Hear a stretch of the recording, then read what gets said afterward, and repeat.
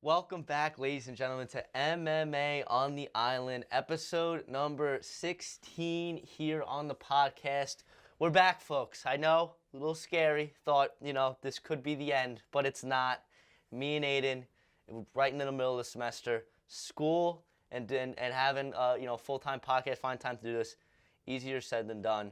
I was a little lofty in my thought of how much we could really do with the summertime. It was so easy, so free, all the time in the world. Yeah, you're right. Nothing but time to record this lovely pod. But obviously we've had some conflicts with our schedules. But we're back, and I feel confident in saying that we're back for good. We've said that before, but we're actually I know for sure I mean it, and I know Joe means it too. We're back, folks. Every Tuesday morning we're here recording and getting it up on Tuesday night.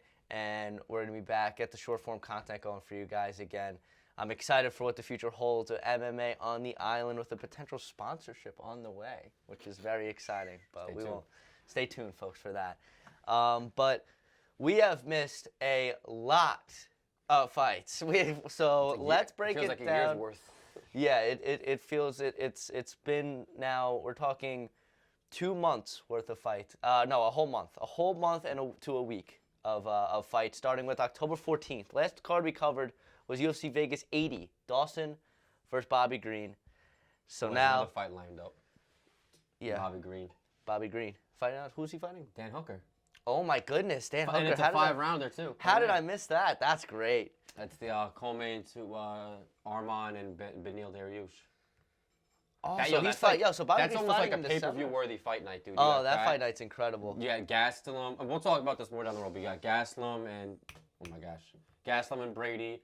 Davison Figueiredo's making his bantamweight debut against Rob Font. Rob Font's a great fight. I'm missing another one. I think Cannonier was supposed to fight. I don't know if he's fighting anymore. Oh, he's supposed to fight Dolidze, but Dolidze is actually fighting Imavov in 2024, folks. In case you guys didn't know that, now you do. Yeah, so there you go. It's a stacked card. We look forward to talking about it. But I think the only one is just Khalil Roundtree. And Azamat Rock something. Merkmamov. Yeah, something like that. Holy shit! Well, those all of these guys, they're just unreal, and they're taking over the sport. So we're gonna have to get better at my pronunciations here at MMA on the Island. But let's start. Yusuf Barbosa back October 14th. UFC Vegas 81. Crazy. We'll run through our cards, give some thoughts, reactions. If we miss some of the undercards, some of the important stuff that happened, well, I don't want to make this an 8-hour podcast catching up on everything at UFC, although, if time allowed for it, we absolutely would. But Barbosa Yusuf, a fight that Sadiq Yusuf had Barbosa hurt really bad. In that first round. And it looked like it was going to be an early finish for Yusuf, kind of that signature win that he needed on his resume. And then Edison Barbosa showed something that I don't think I've ever really seen out of Edison, and he's a long-time veteran now with 35 fights professionally, and a majority of those in the UFC. 28 in the UFC. Yeah, 28 in the UFC. Crazy. But he came and he showed incredible heart. He's someone who's never had a good chin, so when he gets hit, when he gets rocked cleanly, it usually leads to a finish. But he found a way to rally and bounce back, something I really felt like I've never seen out of Barbosa. And Yusuf, I think it caught him by surprise because he thought he had won that fight. But, Edison Barbosa, what more can you say about the toughness of that man? Dude, I think the unanimous verdict was, 48-46? So I know that first round was a 10-8 unanimously. Yeah. And then I think Barbosa got a 10-8 round in the third, and I think he won every other round, if I'm not mistaken. So, as you mentioned, you've never seen this type of style from Barbosa, this aggression, or like you said, he's had a fragile chin in the past. I just think there's a sense of urgency, Joe. The guy's 30, I think that ignites the fire under his butt, because he's 37 years old. Yeah. He'll be 38 next year. He's making it a little bit of. Prior to this, he fought and knocked out Billy Quarantillo in the first round. Yeah. Right now, he's fought Sadiq Yusuf, who was ranked 11 or something like that. So he's slowly making progressions. Hopefully, we see 2 fights out of him next year. If he wins both of those, because I would imagine both of those fights, with Barbosa, the name he has, the caliber of fighter he is, I would imagine they're both against ranked opponents. And if he wins his first fight this is all hypothetical, but if he wins a first fight next year against a ranked opponent, we might be back in the top 10 range, man. And we know featherweight, that's one of the hottest divisions in the UFC.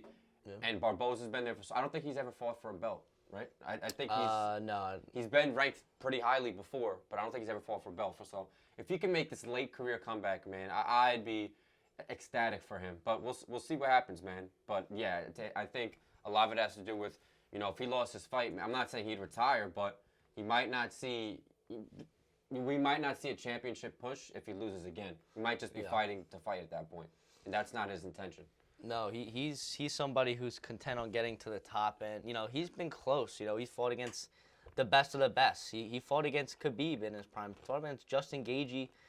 Going back even further, Tony Ferguson in his prime, Cowboy Cerrone. These are all high profile, high value guys, and he's competed with the best of them. So I'm happy for Barboza, and I'm glad to see that kind of different side of him, that toughness and that ability to, weather a storm and come back in a big way. Yeah. So I'm really happy for him, and that was a big win for him. And for Sadiq Youssef, I think, something where it's, back to the drawing board. I think maybe a fight outside of the top 15 would be good for him. Just one to kind of get it back in the win column, because that was a tough loss. Especially when it was looking like he was going to go on to get the finish in the first round. But let's move to 294, the card that turned out to be absolute chaos. It was supposed to be Islam Makhachev versus Charles Oliveira, and then Paulo Costa versus Khamzat Chimaev. Those were the main and co-main, and then within 2 weeks before the fight, both of those went to the absolute wayside as... First, Charles gets that cut that he can't recover, that he can't fight with, the stitches, that didn't want to risk that. And then Paulo Costa with his whole elbow thing, got infected elbow. That's a legit excuse, though. Oh, yeah. Both are legit excuses. No, I'm not saying Alvarez isn't, but, it's just funny with Costa because he's always talking up a big game, and then ironically, a couple of weeks before, not even a week, 12 days before the fight, he's out. So, and he was blabbing about trying to fight in January. I'm like, bro, the last fight. When was the last time he did fight? He fought Luke Rockhold last August when Edwards had kicked Usman. Yes. So I think that was August 20th. That's crazy. So we're going on freaking 17 months from today. Well, 16, 17 months from today. So that's absurd. And the guy is he's 32 now, so that's not extremely old, but he's wasting these good, healthy years in his younger career. Now he's getting old up there, so. And I don't think he's going to be granted a title shot like my boy is, being 35, 36 years old, But we'll talk about that later. But, it's disappointing from Costa, man, because a lot of people thought he posed a big threat to Chimaev. And honestly, looking at that Chimaev fight, man, I can't really refute that, right? Yeah. Because Chimaev... Let's talk about it. Well, let's talk about it real quick. Chimaev is a threat. He's a threat on the feet, don't get me wrong, and he's explosive. He'll apply the pressure. That somebody you don't want to be in the ring with for the first 5 minutes, right? Well, at least if you make it out of the first 5 minutes, it's been a common trend though, right? Usman, after a bad first round where he didn't really get not a lot of damage was done to him, but he was taken down 4 times in that fight. I think twice in the first round or something like that. Yeah. And then he was just held there the whole time. So by UFC scoring, it's a 10-8 round, right? But after that, like Joe likes to say, he weathered the storm and he made a comeback in that second round. I think unanimously Usman won the second round. And the third one was a bit of a coin flip because Chimaev landed that late takedown in the fight. So I guess, I think it was a minute or something to spare. This is going off my head. It's something like that. No, you're right. It was within the last minute and a half. Okay. And that's why, honestly, in my opinion, I thought it was close. I thought it was honestly, a draw. 28-28. I would lean that. I think on my official scorecard, I probably had it as a draw because that first round was a 10-8, and it's tough when you're scoring that first round for me because honestly, I don't even know if it's a 10-8 because that seems to be the consensus. But when I look at a 10-8, I look for really significant damage. Yes. I feel. Yes. And Kamaru Usman, he was outlanded 61-5 total strikes, but it's only 16-3 in terms of significant strikes. And granted, that's a big margin, but that's not really You said 61 strikes to 5 strikes. 61-5 total, but those are just strikes that landed. Only 16 of those were significant, and then you have the 2 takedowns out of 7 attempts. If he held him down the whole time, it was just battering him. I give it a 10-8, but. it was, And not for nothing, I know. because I like control. Like, control's one thing. Yes. But I feel like I need damage too in order to give it a 10-8. I Because agree. it's supposed to be pure domination. I absolutely agree. And, I know prior to this fight, right, on paper, they were both listed as welterweights. Usman being the 1 ranked welterweight and Chimaev being the 4. But if you're going to sit there and say by this time, right, because when was his last welterweight fight, actually? I think, Gilbert Burns last April. So this was, 18 months? If you're at this time, you're going to say Chimaev wasn't a natural middleweight, you're wrong. He was preparing to be at this weight class. He filled up. Like, he was getting comfortable at this weight. Usman granted, Usman's naturally a bigger guy, but he's so accustomed to making that cut, fighting at that weight, where, Chimaev had that advantage. And he had an entire camp to prepare. For 11 days notice. Dude, and to put up a fight he did, hats off to him. No, right? big. But, yeah. No, That's big shout out to Kamaru Usman, though, for that performance. Because we're talking about, when this fight was originally, booked, like, less than 2 weeks before the card, I was like, oh, man, that's not good for Usman. Because, you see him kind of, his career trajectory. You feel like he's kind of on a little bit of a decline since those 2 losses to Leon Edwards. But after this fight with Shimanev, I can't even say that. Because he's coming out on 11 days' notice and just looks so good. That's not fair to Usman, man. And I know Usman gets a lot of slack because he's corny, this, that, and third. But take all, the personal, feelings you have towards him and whatnot. Usman, look at the last 3 losses he's had, right? He was beating Edwards 3 rounds to 1. There was no debate about that whatsoever. Going into that 5th round was a coin toss. But certainly, if he didn't get hectic, that round wasn't going to be a 10-8 round. He would have won 48-47, 49-46. And still. And still, that would have been his 6th defense, right? But that's what if. He did get knocked out. But even still, you can't say that performance was bad at all. He had a great performance, just let his guard down for 1 second. And unfortunately, that cost him the belt. All right, moving on to the second loss he had against Edwards. Obviously, Edwards won the fight, right, convincingly. But it wasn't really in dominant fashion. I mean, Edwards had that one, I think that round 3-point deduction. I don't know if it was for grabbing the fence or something like that. I think it was. It was grabbing, but that was still a majority draw or something like that. So, and then this was another majority decision, not majority draw. The second fight and the fight with Chimaev were both majority decisions. Yeah. So it's not to say like he's been getting manhandled, right? He's just hasn't looked like his snappy former self. But to say that he can't get back to the explosive one-punch jab knockout machine that he was, I'm not going to be ignorant enough to say that, man. I think he can revert to his old ways. He just needs to get in there again. I think he just needs a full camp, and Yes. and for him to look that good against Shimanev on that notice, and honestly, I think the biggest, I think Hamzat, I think that people are starting to realize he is very much human, very much susceptible, and not kind of this like boogeyman of the division and of the sport as he was kind of portrayed in his early run. I think we're starting to see now that he's incredibly human, and he does have holes in his game, particularly in that cardio. He just can't seem to sustain 15 minutes of that same high level quality, and that's something that not everybody can do. He hasn't had one 5-round fight. Well, was the fight with Holland a 5-round fight or 3? No, it was only 3. It was 3. It was So only he actually 3. hasn't even had a 5-round fight yet. Booked. No. No, not one. I guarantee. I'm gonna project this right now, right? I'll predict this rather. Yeah. Chimaev's first 5-round fight, which I would imagine is his next fight. I mean, if you're giving this guy a 3-round, he's not gonna be a co-main on a fight night, right? Chimaev's name is too built up to be a co-main on a fight night. So I would imagine his next fight's a 5-rounder. If it goes past 3 rounds, he's gonna lose the fight. I promise you right now. And he's ranked number 7 at middle, which I still don't know how he's ranked number 7 at middleweight. For beating a guy who's never fought at middleweight, he's ranked number 7. He got pushed down to 9 because he's 9. Brandon Allen moved up. So Hamzat, he moved up to 8. And Dolidze 7, okay. And Dolidze 7, right, so mistake. Hamzat moved down to 9 now. Which I think is absolutely fair. He shouldn't be any higher than 9, in my opinion. I mean, maybe put him above Dolidze. But again, the most recent middleweight win he had, I think, to my recollection, was Gerald Meerschaert. Yeah. I mean, no disrespect to GM3. That was part of that, like, when he fought within, 2 weeks or whatever it was. Right. Yeah, but he's fighting guys who've never been ranked before, beating these guys. If he was knocking guys out like a Jared Cannonier, a Marvin Vettori, all right, fine, and this guy is really a threat. And I'm not discrediting Khamzat because I know this guy is he's a physical specimen in the cage, and like he's an animal. But he's fought Gilbert Burns at welterweight, and he's fought Kamaru Usman at middleweight, who's a welterweight.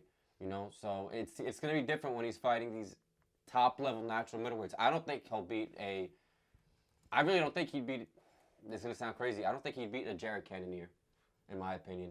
If he takes him to the ground, maybe. But I think on the feet, man, I don't know. Maybe I'm being ignorant to how good Chimaev is, but, dude, the fact that he was almost granted a title shot at 185 for beating Kamaru Usman, no matter how great of a fighter Kamaru Usman is at his respective weight class, is insane to me. You should not be getting a shot at the 185 strap for beating a guy who's never fought at middleweight. Yeah, and apparently Khamzat, speaking of, because I'm looking at news for later segments, and apparently Khamzat called out Pereira after his victory over Yuri, and we'll get into that fight and break it down in just a few minutes. But you could finish Usman with no training camp, and Khamzat calling out the light heavyweight champion, a little bit ridiculous. But I'd say so too. I'm looking forward to seeing Khamzat back in there. I think now he has a lot to prove. I think there's more than ever on his plate when it comes into this next fight of proving that he's really that guy, because I think the aura of him has kind of disappeared, and now we're starting to see what he's really about. And I think his next fight, I would like to see it against one of those top guys at middleweight. Even run it back with Paulo Costa, honestly, because Paulo Costa has a better ranking. He's 6 compared to Khamzat's 9. So let's actually run that back, and Paulo Costa, if you cut your elbow, let's maybe treat it and not let it get infected. I agree. You're a fighter. There's nothing cleanly about your sport. Like let's focus on your health here, and get to the octagon, because that's clearly been a struggle. 17 months, that's insane. What since? Yeah. And I was about to say real quick, the last thing on Chimaev before we move on. You mentioned, his aura's kind of like disappeared and stuff like that, mainly because of his inactivity. I don't know if it was, visa troubles and whatnot he had going on. I think, that was one source. I'm not sure if it's accurate. But you can't, a guy with that type of caliber fighter, you can't be fighting once a year, man. Like, nope. I don't know if that's, because obviously he's not going to fight again this year, right? So he can't keep that trend going on 2024 once a year, 2024. Because this is a guy who a lot of people in the beginning thought could have been one of the all-time greats. Fighting once a year isn't going to get you there, Khamzat. So I wish you the best, man. Joe and I are going to be looking forward to talking to you in your later fights. But hopefully, that's not at the end of 2024. Yeah. Let's get back in there. Let's get something done. Let's get a fight booked, Khamzat, and let's not go on an escapade like we've seen in the past. But main event time: Islam versus Volk. It was so heartbreaking to watch. Volk eat that kick and get finished for his first time in his UFC career. But, I mean, I know it was short notice, but give credit where credit is due to the champ, Islam. I don't know if he's going to be beat anytime soon, Aiden. Here's the thing, right, with Islam. Well, I'm going to say this to Volk, right? And, again, I'm just a guy who's literally sitting in his basement talking about fights. I know, but this has actually happened, right? So it's tough to say, man, right? Because Volk, there's no denying the competitor and the persistency that he has, right? But the problem is, when you get that second chance to avenge your fight against Islam Makhachev, I don't know if it was the wisest move. And I know saying it, oh, no shit, he got knocked down the first time. But even prior to that, right? This guy in Islam was already on an entire fight camp. Volk took it on 12 days' notice. This was his last chance, in my opinion, to get the shot at the 155 belt, or at least to fight Islam, right? Because that was you don't get more of a convincing victory than a head kick knockout in the first round. So for Volk to expend his last shot at the belt like that on 12 days' notice, I don't think it was a wise move, right? He could defend the 45 belt a couple more times against Topuria, obviously, maybe an Evlov, maybe an Allen. Those are a couple up-and-coming guys right there, right? But I don't see him getting a shot at the 55 strap next year. And if he loses one of those defenses at 45 out of the 3 guys that I just named, then that question's real. Then that probability is out the window for him to fight Islam or the 55 champ again. But he's made it clear he doesn't even care about being the 50. Not to say he doesn't care, but he's more focused on fighting Islam. And now it's tough, man, because we know Holloway got those 3 fights with Volk, but Holloway at no point was ever finished. He's never even been knocked down. Nope. Right? Nope. So Islam, man, hats off to him. The guy's a animal, but I don't think he's. I mean, we'll talk about this more later. But real quick, he's talking about fighting for the 70 belt. It's kind of tough, man, to be calling out, to fight for the double champ status when you haven't even defended your belt against a guy in your respective weight class. Volk is an all-time great at 145. Yeah. You need to defend it against some guy at 155, like a Gaethje. I mean, he beat Oliveira for the belt, and Oliveira's an all-time great, but I don't know, man. Just defend it against Gaethje or something like that, dude. But to call out for 170 for beating a featherweight twice, I just think that's uncalled for. No, that's a great point because like I'm so sick of these guys, calling them like they'll get the belt and immediately they want double champ status. Like Pantoja did with O'Malley. Yes, I'm like, bro, like, you shouldn't have beat Moreno. Well, that's I know that Joe and I have conflicting opinions on that, but regardless, that fight was razor freaking close. Yeah. Yeah, how are you going to barely win this strap and then have 0 defenses and think, like, you're not Conor McGregor, guys. Like, People need to stop. Nobody will ever be another Conor McGregor. People might be popular and stuff like that, even though I guess O'Malley is this era's version of McGregor. And I say that, with 100% caution. He has a lot to prove. He has so much to prove.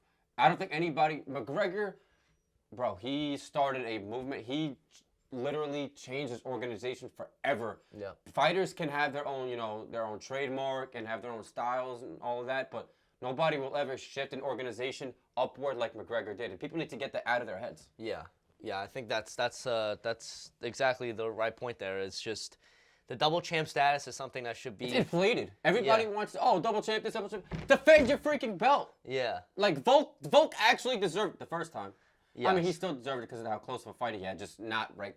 He shouldn't have taken it right then. But, disregarding that, he defended his belt, 4 times before? Yeah, 4 times because he beat Yair in between.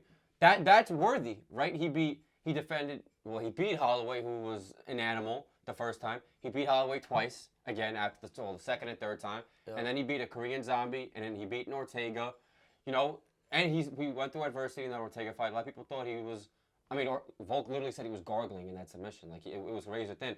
But he fought through it. He actually deserved it. Guys like Islam, I know he's actually a big pay-per-view star, whether it's because he's under Khabib's shadow or not. Islam's a freaking animal, man. Yeah. But he should not be fighting for the 70. But same thing with Leon.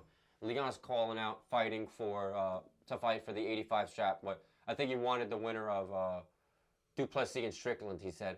Yeah. I'm like, yeah, you're beating a guy in Colby Covington. And I love Colby, but let's state facts. And this is probably the only time you only hear me talk down about Colby. But Colby is what? He'll be 36 years old in February. Yeah. His last win, and I know this has been a repetitive argument, but his last win is against a Jorge Masvidal who had lost 4 in a row before retiring, right? To say that he was worthy of the shot on paper is complete bullcrap. So how is beating a Colby Covington, who at this point his name's has been devalued because he's been so. This fight will be 21 months since his last fight. That is unheard of, and to be granted that title shot. And I'm saying this as a unbiased fan, not a Colby Covington fan. You should not be getting a double champ. You should not be getting a shot at the double champ status for beating a guy. Today, 2023, is Colby Covington. And if Colby Covington beats you, then you could really kiss double champ status goodbye for a very long time. Because now he's not going to be granted an immediate rematch if he loses to Colby. He'll probably have to fight a guy in Bilal or something like that, Yeah, I don't know. Yeah, but I think for Islam, I think the next fight is gonna. I feel like it has to be Gaethje, and I think I don't know how Gaethje fares. I think he's gonna have to find his power shot if that's gonna be the way that he gets the finish on Islam. That fight isn't making it past 3 rounds. That fight is not making it past 3 rounds. No, it's gonna be a finish of some purpose. I think Gaethje with the leg kicks could neutralize some of what Islam has to offer. I think that's gonna be a great fight. I think he might pose a threat early on in the beginning, right? And he might cause some damage, and Islam might be a little wild, like he might go through early on adversity, Yeah. but yeah, I think Islam is just gonna read him quickly, and Gage, we know he likes. I mean, he was a lot more poised in that Poirier fight, but we know he likes to be wild and reckless, and a guy like Islam, who is so technical, so strong, such a great wrestler, I don't think that's gonna work out too well. I personally could see a second. I'm gonna predict a second round finish when that fight happens. I'm actually gonna bet it. I could see it. Yeah. He's actually gonna put some money on it. But there's no way that fight makes it out of 3 rounds. No, that would be a big time headliner, or maybe at one of the big fights at a 300. 300? Yeah, because 300 is gonna have some crazy fights. Islam can fight at 300. I just realized fought. That's what, it would 5 work. months? The time would work. The time would work. I think he might. And against a guy like Agee, that'd be great. So think of that. Well, do you think he's willing to be?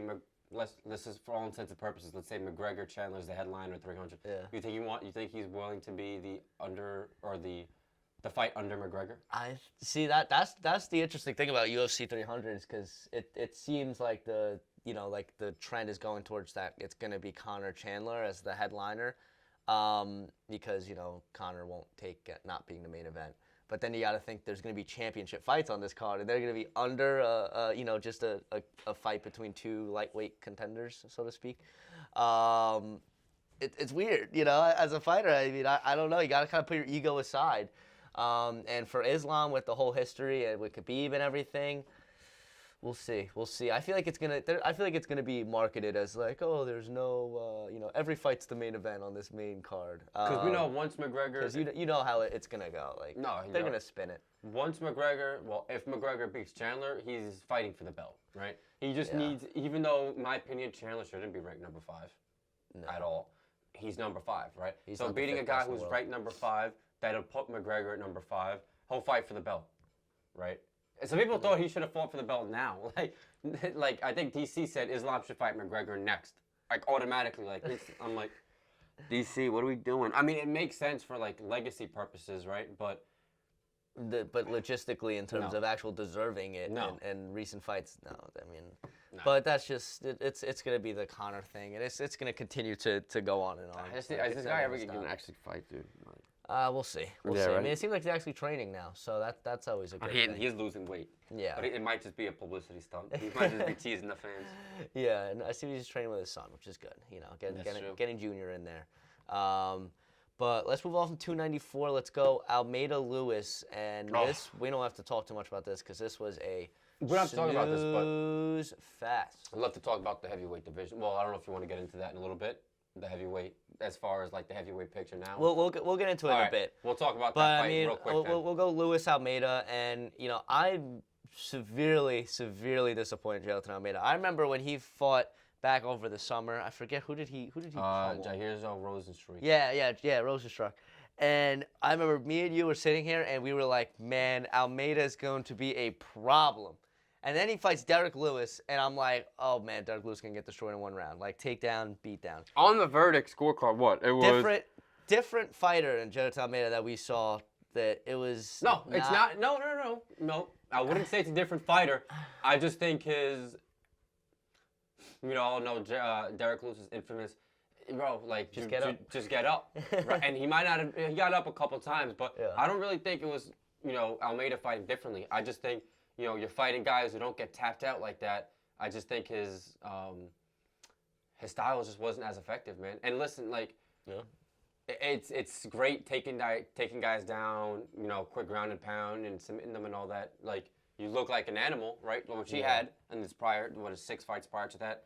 But I don't even know if Lewis has ever actually been submitted. Or he probably has, but not from my recollection. I don't remember the last time he's been submitted. Right, and Lewis isn't even a good wrestler, jiu-jitsu practitioner, and that's a guy who's what, 30? Bad. Huh? He's not good. Not good at all. So if he expects to, I'm laughing just thinking about this. Yeah. If Jailton Almeida expects to have that game plan against a guy in Tom Aspinall who has phenomenal jiu-jitsu, or I wouldn't say phenomenal. He's pretty damn good for a heavyweight, or a guy in. Who's another good heavyweight that can grapple? Alexander Volkov or something like that. Like that's not gonna work, dude. Right? Maybe a guy is Cyril Gane because, but you know what? Even though Cyril Gane's kind of being a little crybaby right now, and I like Cyril Gane, he showed vastly improved grappling in that Sergey Spivak fight. And I'll give him a little round of applause for that. But yeah, Cyril's being a little diva. Well, we'll talk about that later. But yeah, dude, Jailton Almeida, man, his stock definitely dropped because a lot of people thought, yo, he's gonna take Lewis out quickly. When Joe and I don't know if I was watching this. No, I don't think I watched. Did I watch this fight with you? The Jailton Lewis fight? I don't know if I watched it with you. I was watching it. I was watching it with somebody, and I saw the first takedown. I was like, yo, this fight's over, man. And I think he got that takedown after Lewis went for that, that flying knee that he did against De Lima. Yeah. We thought after Jailton's takedown, oh shit, this fight's over. But whoever bet on Jailton's decision had a freaking payday because nobody expected that, And listen, to get a win, to get a top 10 victory in the UFC, regardless of division or how it's done, man, is an impressive feat, right? So we're not knocking Jailton's. This is kind of like I sound like I'm contradicting myself. It's not necessarily knocking his win, but for him to be calling out guys and Cyril gone after that fight, right? And just being hyped up to be this animal and then putting on a lackluster, boring performance like that, man, is problematic, right? And I think you need to go back to the drawing board because, again, doing that against a guy in Derek Lewis, that might work, sure. But these guys who were 5-6 years younger than him, Tom Aspinall's fucking 30. So he's in the pinnacle. He's in his prime right now. That's not going to work, Jailton. So he needs to go back to the drawing board, reconfigure his fight style, and I think he'll be all right. But if he, like I said, I don't know how many more times I can say this. If he does that against the guy in Aspinall, Joe, take it away. Yeah, no. I think Almeida, I think he's going to have to make some improvements to his game. And I think that if he was only able to control Derek Lewis on the ground and was unable to find a finish in any way, I think that poses a lot of problems for him in the top of the division in what is now a very murky picture at heavyweight. But we will get into that later. But let's move on. Almeida, let's get back to drawing board. Let's get better. Let's learn how to strike, or at least get more dominant on the ground. Learn some more submissions. Get just become more of a threat there. Because if you can't finish Derek Lewis on the ground. And just for clarification, Derek Lewis did lose by sub twice. Sergey Spivak earlier this year. Oh my God, how did I forget how we completely fell out of our minds, and then Daniel Cormier back in 2018 for the belt. Yeah. Okay, my mistake. Yeah, I don't know. I forgot about the Sergey one. That happened this year. Yeah, I forgot he fought Sergey, to be completely But still, honest with 2 you. submissions in a 20-something fight career in the UFC. Yeah, that's a pretty damn low percentage to be getting submitted. No, absolutely. But let's move on to 295 now. Chugging along here, and this was supposed to be John Jones versus Stipe Miocic. And if it was, it would have made the heavyweight picture a lot clearer. But it is a lot murky now because of the likes of Tommy Aspinall and Sergey Pavlovich stepped in short notice to fight for the interim belt. I'm so excited to talk about this. Tommy Aspinall, man, gets the job done in round 1. What a freaking... I'm calling it right now, and I'm not just saying this because after the fact. I predicted he was going to win. No, right? You did. I thought Sergey, man. I'm not going to lie. We were completely different opinions on this. Dude, I'm telling you, Tom Aspinall is going to be the GOAT at heavyweight. And maybe he'll get beaten once. Fuck the Curtis Blades fight. Listen, I know on paper he broke his leg in 15 seconds, and then Curtis's Blades his dumbass was saying, oh yeah, no, I had 3 exchanges with Aspinall, and I think I won every one. So if that kick didn't happen, I really don't see the fight go. Yo, Curtis Blades, shut your mouth, because the guy who fucked you up in 4 minutes got knocked the fuck out in 1 minute by Tom Aspinall. And I know MMA math, it doesn't work this time. Dude, Tom Aspinall is so well-rounded, and that fight against Pavlovich proved that, right? Yeah. So I'm going to go into a little rant real quick about the heavyweight picture, because now this is my time. Wait for this. I want this to be for far from unanimous. So we'll wait. We'll get a segment. We have a whole segment dedicated to it. Right. But I don't want to go on your rant just yet. But I think let's just talk this fight. We'll get to that. Yeah, we'll get to there very quickly. I just get so excited. I know, and I know you got a lot bottled up, because I do too. We both have a lot to say. So let's wait on that. But I mean, Aspinall, man, it was just extremely impressive. The one time Sergey did land, it did cause a reaction, but that was his only strike of the night, because Aspinall just found a home. Yeah, what was his significant strike? I think it was like 1. He had 1. It was 1 strike. 7. Yeah, 1 for 7, and then 10 for 14 for Aspinall, because Sergey hit Tom once, But it And wasn't it even hurt like him. Thomas wobbled. I think his head went back ever so slightly. Yeah, but and then he was yeah. back to business. Yeah, but these guys throw so hard that it naturally it's gonna get a reaction. It's not we're not talking about the flyweights here. These dudes have significant power, especially when you're talking about Sergey. And that's one hole in Pavlovich's, and obviously now it's been exposed. But Yeah. for any fighter, regardless of a heavyweight, right? But especially heavyweight, the pace that he's had in his fights, man, just nonstop pressure. To do that for 25 minutes, dude. Like I know guys like, I'm gonna mention him again, a Covington who has relentless pressure. Or who's another guy who has phenomenal cardio. Well, I would say Cheeto Vera, but Cheeto Vera's been, known to be reluctant in the early stages. Exactly, of fights, the early stage, exactly. So for Pavlovich, he's being as explosive as he is, man. That's not going to last for 25 minutes. If the fight even went 25 minutes, but it was just 23 minutes and 51 seconds short of 25 minutes. So it's a bummer, man. But I don't even think I got to what I was going to say. I said a whole bunch of nothing just now, guys, and I'm really sorry. No, but okay. Pavlovich, right? He's so used to landing those shots early on and connecting, man. But with a guy like Aspinall, who has phenomenal footwork, there's an argument for even better footwork than Cyril Gane. But those two are definitely up there in footwork, right? But Cyril Gane is known for his footwork and his footwork solely, and for being a good kickboxer, but more so his footwork. Aspinall offers so much more than footwork, man. So everybody thought Cyril Gane, and I'm not getting into it, man, but I'm saying everybody thought Cyril Gane was the next generation of heavyweights. I think we all got it wrong, man. I think guys like Tommy Aspinall is the next generation. No, and I think after that performance, I may have to agree. I think the power is the and Cyril Gane's getting old too. Like 34. Power and grappling are the two significant differences between Aspinall and Sergey. Two things that he has not Sergey, Cyril Gane that he just does not. But gotta give credit where credit's due to the new interim heavyweight champion, and we're gonna talk about that picture in just a second. Can I mention something about the interim status? Or do you want to save that? We'll wait for everything. We'll wait for everything because I think we're gonna get into it for a bit. It's fine. But let's go to the main event, and co-main elevated to main. Yuri Prochazka, Alex Pereira finally have some sort of definitive conclusion and a champion at light heavyweight, a division that has been cursed, it feels, for so long. Alex Pereira in his second light heavyweight fight, and I think.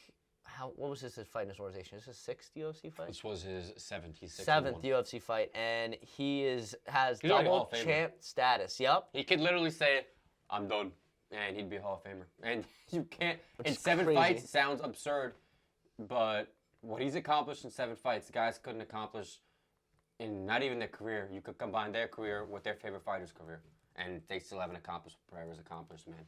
It's insane to have just a 9-2 record in the in MMA, man, and be a double champion is only 9 guys have done it. But to do it with the inexperience, I'm not gonna say inexperience because even though he's had 11 fights, man, he's been in there he's fought 4 champions, and I know when he beat Strickland, he wasn't a champion, but that win obviously aged extremely well considering where Strickland is now in the UFC. Yeah. So. Yeah, it's remarkable what Pereira's done.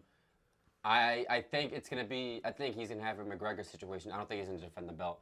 I think he's going to fight a guy in Jamal Hill. And I know a lot of people, I don't know why a lot of people don't like Jamal Hill I like a lot, man.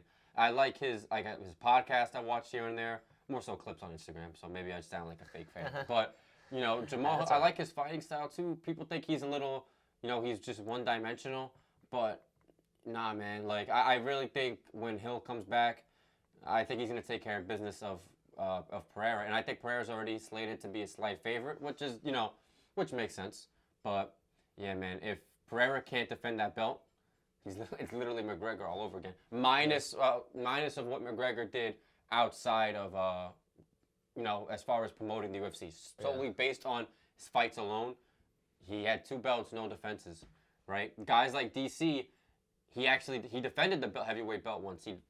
Speaking of Derek Lewis, he submitted Derek Lewis. So at least he had 1 defense. Obviously, he had more in light heavyweight, but at least he had at least 1 defense in 2 weight classes. Yeah. Same thing with Amanda Nunes. Well, she had an ample amount. It's different. I hope Pereira can defend the belt. I don't know if it's gonna happen, Joe. Oh, What is going on here? Okay. Phone wants to talk to me, but nonetheless, I don't know.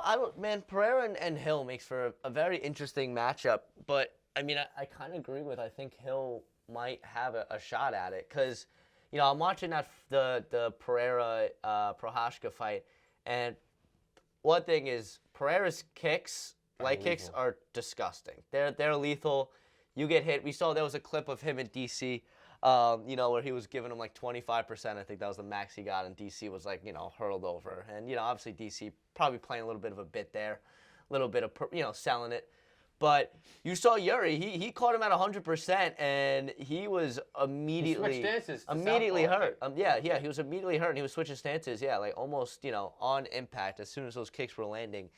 But I feel like the defense of Alex Pereira, I feel like it's still something that leaves to be desired, just because he has that kickboxing stance. He keeps his hands so low. He's been susceptible to getting knocked out. That's what I'm saying. I think he's susceptible to getting hurt, and I think Jamal Hill, I think he could find a home. I think he will. And Jamal Hill said on the, I almost said Ariel Helwani, but that would have been pretty funny. Yeah. He said on, he was talking with Mighty Mouse that he wants to return May, June. And I don't think Pereira's complaining about that. I mean, Pereira so far in his UFC career, he had that one fight. He debuted in 21, and then in 22 and 23, he's had 3 fights each year, which I think average is, 2 fights a year? That's about what most fighters fight. So 3 is, the above average. He's been very active. I don't know if he wants to wait till May, June to fight for the belt, but if not if not Jamal Hill, then who? Honestly, right? Jan's not going to fight him again, or Jan doesn't deserve to fight him again. Magomed's fighting Walker. Yeah. I don't imagine a Yuri rematch, because that just wouldn't really make sense. So I think the only fight that makes any sense is Jamal Hill. Yeah. And like I said, Jamal Hill's not coming back till May, June. So I don't know if Pereira's going to be able to fight 3 times next year. But even 2 times, man, is still plenty. He's already, it sounds crazy, but it already feels like he's a veteran in the game. And only have been in the UFC for literally like almost 2 years to date. Well, just past 2 years to date. Yeah. It's pretty remarkable. I can't recall the last time somebody, and I think Alex Pereira's reign in the UFC is kind of what Michael Chandler thought that he was going to be getting when he came over from Bellator. Yeah. Because he came in, as a guy who was, going to be fast-tracked, and that's exactly what both guys were in terms of getting to the belt, getting to the top competition. But Pereira's actually, had that success, whereas Michael Chandler, lost that title fight, lost a couple fights in between. Chandler was fast-tracked faster than Pereira. Yeah. Chandler fought Dan Hooker, who was ranked number 6. Right off the bat. And right after he beat Hooker, I mean, granted, it was a first-round finish, but he knocked out Hooker, and then he fought for the belt, right? Pereira, he fought 3 guys. I forgot the first guy, but then he beat Bruno Silva, and then he knocked out Strickland, who was ranked 4, and then he got the title shot. So as fast-tracked as he was, Yuri was actually fast-tracked even faster, because he beat Volkan Ozdemir, and then he beat Dom Reyes, and then he beat Glover, and then he's only had 4 fights in the UFC, Yuri. And it's crazy because he's talked about so much, but this was only his 4th fight. He's only fought once a year since 2020. And obviously he had that, that gruesome injury. But, yeah man, these guys are getting fast-tracked faster than Pereira. And people just, I don't really think are talking about it. No, I mean, Yuri only 4 fights in the UFC.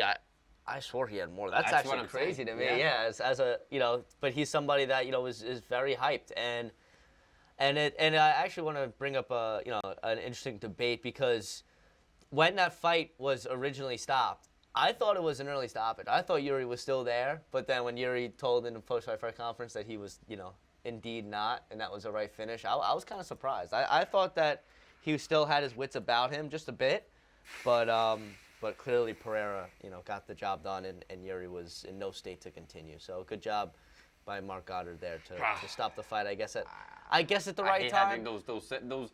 Good job in Mark Goddard in the same sentence. Just listen, I thought it was an early stoppage until Prochazka admitted he was like, yeah, I was cooked, and I guess it was rare Mark Goddard W.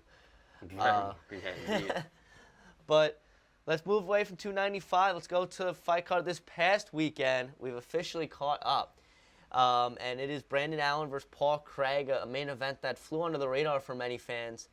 But Brandon Allen able to get the job done with the round 3 submission, and it was a fight that was really Brandon Allen's from start to finish. Yeah. He came in as the big favorite, and he dominated and he looked good in doing so. And to submit a guy, there was some really great grappling exchanges in there. There was one in particular where Brandon Allen was chasing like a head and arm choke, and then at one point Paul Craig had like a calf slicer or whatever it was. I think that was the submission they were calling it.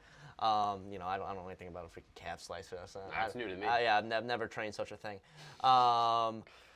But and then Allen was able to get out of it. It was just a great scramble, and I think those exchanges like that were great for the fight fans, and made for an exciting main event. Although Brandon Allen, was really never in danger outside of that one submission attempt, and just got the job done. He looked good, both in the stand-up and in the grappling department, which was come to expect with him and his grappling. But I'm really impressed with Brandon Allen. He continues his ascent at middleweight, and he's somebody that I think he's right there. He's right there in the bigger middleweight now, picture. Right? Yeah, he jumped Hamzat, as we mentioned earlier, to be 8. So I think he's deserving of one of those top guys at middleweight. At Absolutely. the top of the middleweight division, they're all people who are either challenge for the belt, or outside of Duplessis, who's slated to challenge for the belt now, or guys who have already challenged and lost. So I think that they're guys that Brandon Allen should be competing against. The top title challengers, any of them. Anything under Vettori, I'm looking at it right now. Vittori's what, 5? Anything under Vettori just wouldn't make sense to me. No, I think Vettori, Cannonier, even Robert Whittaker. I don't know. I don't know who Robert Whittaker would fight next otherwise. Call out Usman. Who's 170 down. Like, bro, what are these guys doing? Yeah, the UFC call-outs are. I think that's the conclusion of the podcast is why UFC fighters are calling out just the wrong people. I agree, but Vettori makes sense, man, because he got outworked tremendously in that fight against Cannonier. Like that first round, Vettori looked sharp, and then afterwards, man, it was. I think maybe the 4th round he could have won, but Cannonier dominated. He actually set a significant strike record in the middleweight division of all time. It was a remarkable performance by Cannonier. So yeah. I think we should. I don't think we should, do that to Cannonier and have him fight a guy in Brendan Allen, because I think Cannonier deserves to fight a guy who's close to fight. Well, Allen's close to fighting for a belt, but honestly, I could say Cannonier is 1 fight out of a strap. I'm confident to say that. Yeah. I mean, he's 39 years old, man. He don't got lots. There's not a lot of tread left on those tires, man. And I know age is just a number, but you can postpone science, but at the end of the day, man, age catches up to everybody. It does. Your body doesn't work the same way at 40 as it did at 30, 25. So Cannonier needs to get those fights in there, because he's not going to fight again this year, right? I don't think he is fighting this year. I think he was supposed to fight on December 2nd, but he's not. So he only fought once this year. He fought Strickland at the end of 22. So he fought once this year in June, right? So this hasn't really been an active year for Cannonier. Hopefully he gets in there. I wouldn't, be against a Cannonier-Whittaker rematch at all. Whittaker needs to get back. Honestly. Win. He'd probably be favored to win that fight, right? And even though Whittaker lost his last fight, you beat a guy in Whittaker. At least I think currently today, you'll probably get a title shot. Obviously, Duplessis getting it, like I had mentioned. He could have got it in September, but the whole foot thing, whatever. If Cannonier goes out there and he beats a guy in Whittaker, right? Look at the 3 fights he would have won. He beat a guy in Sean Strickland, which a lot of people thought Strickland won, but it was a split decision. The way that fight was scored, though, 49-46 across the board split, was really weird to me. I don't think it's something I've ever seen. But, you beat the current champ literally not even a full year ago, which is crazy when you think about it. And then you beat, you put on a clinic against Marvin Vettori, who's contended for the belt twice. And then you go out there and beat a guy in Robert Whittaker, who's a former champ. I think those 3 wins alone, man, there's no denying a title shot right there. So I like that fight between the 2. But I think for Brendan Allen, the fight that makes the most sense is a guy in Marvin Vettori who needs a get-back win. He does.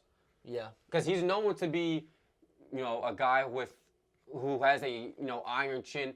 But there's nobody ever talks about anything special pertaining to Marvin Vettori's game. Because when you look at it, let's be realistic. Marvin Vettori, I think he's had 1 finish in the UFC. And I don't even remember who that's against if I have to look at it. No, not Jack Hermanson. I can't even remember, honestly, man. We're going back. No, definitely not Jack Hermanson. We'll find it. We'll find it. But I think he's had 1 or 2 finishes in the UFC, and he's been there for so long, man. So a guy, Marvin Vettori, who's not known for having a spectacular aspect of his game, he needs to be challenged in that regard because Brendan Allen has had fucking 6 straight submissions. It's ridiculous. Yeah, he's on a tear, but that you would have never gotten this. Carl Robertson. Yeah. No. Carl Robertson was his only submission win in round 1 back in 2020, back in June, and this was before his. This was the 3rd of his 5-fight win streak before he met Adesanya for the belt. And after that, all decisions for the man Marvin Vettori. But I think Vettori is naturally. I think he could be next for Brandon Allen. It makes no sense. And I think Brandon. I favor Brandon Allen in that fight, man. I think Brandon Allen's just too skilled. I think Vettori's. I think he's a certified tough guy. That's literally a perfect way to say it, man. Like I wouldn't want to get into a bar fight with Marvin Vettori. No. But you know what I'm saying? But yeah, certified tough guy is a perfect way to put it. Yeah, certified tough guy, Marvin Vettori. Stamp it on him. That's his new name. But we've officially caught up on the fights, fight nights, cards. It took some time. We didn't get obviously to break down as we usually do, fight by fight on the fight main card. But obviously we had some time off, so just had to get through the main stuff, main headlines. But we got through it. Let's go into some news UFC-wise, and we'll go back to some old news before we get to the new and the larger MMA news, because big news about PFL and Bellator yesterday. But UFC and USADA came to an end while we were on our hiatus. USADA, the ties end at the end of this calendar year, 2023. USADA stated allegedly that UFC wanted special treatment for Conor to get him back sooner. UFC denies the allegations and stated that the company was targeting Conor. Apparently, they were showing up to Conor's residence, and even this is not just Conor. There's been multiple occasions where USADA shows up at like 3 a.m. for people to get tested. Yeah, or even the day before a fight. Just crazy stuff where that would kind of a violation of an individual's privacy and just well-being. There's no need for someone to show up at 4 a.m. to get tested. It could wait. It could wait till 8 or 9 a.m. guys. I promise. They're not shooting up in their sleep. But the UFC apparently sent the lawsuit their way. I don't have any update on that. I don't think there is any. But UFC, they're now partnering with Drug Free Sport International. It's an independent administrator led by Greg Pyro, who is a retired FBI agent that actually trains at American Top Team.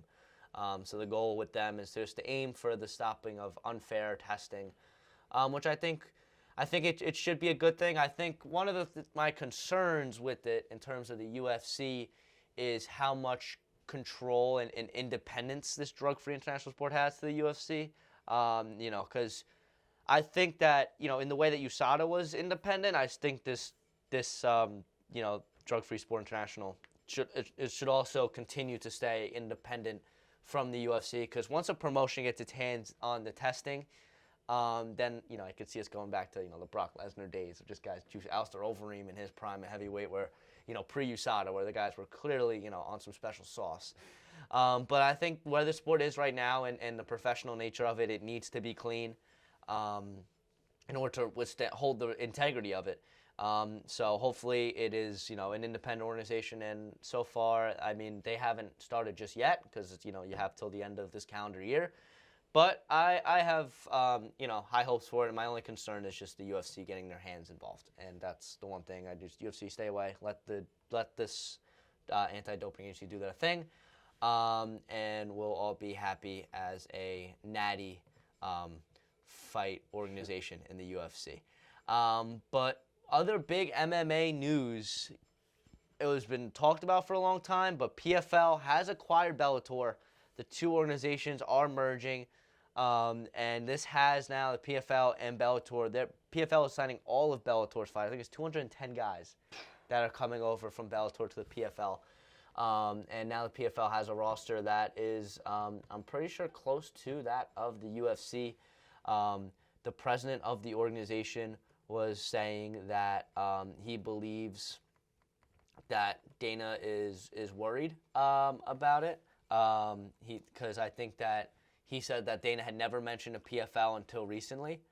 And let me get the name for him off the top of my head. Don Davis. Or no, is it not Don Davis? No. Let me see. Yeah, Don Davis. That's what it is. Yeah, he says that they're apparently the new MMA giant. That is what they're being promoted. They're promoting it as, and he thinks that Dana is worried. And it only took less than $100 million, which is not a bad investment for a Bellator that's been around for a long time, has been the UFC's biggest competitor since the UFC's inception. But now I think PFL slotted themselves right in that 2 spot. And I think it's going to be interesting because PFL, they run their organization a bit differently. Obviously, they acquired Francis Ngannou, but they do their kind of seasons thing where they have, kind of like, with most sport, like what most sports do. Yeah, and I think it's a fresh thing for MMA where, it's not just, okay, guys fight each other in rankings and stuff. It's you have like a regular season. So you fight, I think 2 or 3 times. And then that's what your standings are. But with all of these new fighters, I think PFL gonna have to switch things up a little bit, because you're not gonna be able to have a season go for just 1 year like they were able to get away with a lot shorter of a roster. Now that you have all these guys there, it kind of murkies the waters because if you could have a bunch of guys at 2-0, like, okay, well, who's deserving for the belt? And I guess you would have to expand it to maybe an 8, because it would just be it was a 4-person tournament where it's just 2 guys fight each other, semifinals, finals, and that's the belt and a $1 million prize. But now I think they're going to have to expand it out, maybe make it 8 people, for a tournament style. I like that. That's better. I mean, yeah, over the course of 2 years. I mean, I guess that's this is me just hypothetically throwing this out there. But I think it's something that the UFC, I don't know if they should be concerned about. I think the biggest thing for PFL, I would say now that you have this, is they have to do a better job of marketing their guys. And I know they have the Francis Ngannou's. I know, they have. He hasn't even fought in the PFL yet. Yeah, and he hasn't fought in the organization yet. And they also, they are teamed up with Jake Paul or whatever. But you need actual fighters. If you want to be an actual competitor with the UFC, you need actual guys who are going to market themselves well. And Kayla Harrison was PFL's kind of, I guess, biggest star before Francis Ngannou, and her versus Chris Cyborg makes for a great matchup there, and one that fans are going to want to watch.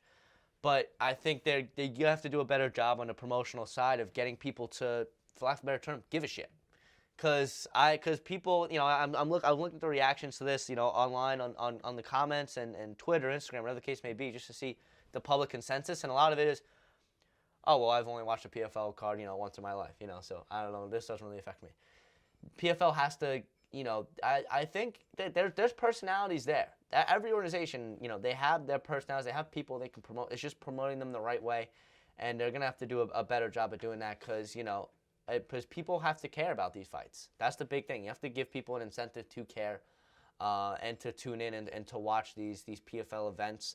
And obviously this merger with Bellator will make it a little bit easier, get a lot more guys, but you got to do a better job of promoting your stuff. And I think that that's the PFL's next step, and I think that's really the only way that they get to that next level and really compete with the UFC. Because I think competition makes for the best in every regard, and whether it's sports, business, whatever the case may be. More competition makes for a better overall product with everything. Yeah. So I think if the UFC does actually have some pressure on them, I think that will be for the better of everybody, and it will make for the UFC will operate better as a whole as well. So as MMA fans, it's a great thing to see 2 big organizations coming together and looking to give competition to the UFC. Do I think Dana White's worried? Maybe a little bit. I think that's kind of Don Davis talking out of his ass just to say, oh, well, Dana's scared. But we'll see how it goes in the future. Yeah, I'll always try and mitigate the. Trying to make sure I was using it right. I was like, wait, I want to make sure I don't sound like an idiot. Oh no. No, but he's always trying to, I guess, undermine the competitor of his organization. Of course. He's always down talking to PFL or trash talking to PFL, or Bellator. He's like, what are these organizations, they can pay them whatever they want, but they're not bringing the numbers that we're bringing. And he's right now, currently. But, and why would he gas up the competitor, right? That's just idiotic.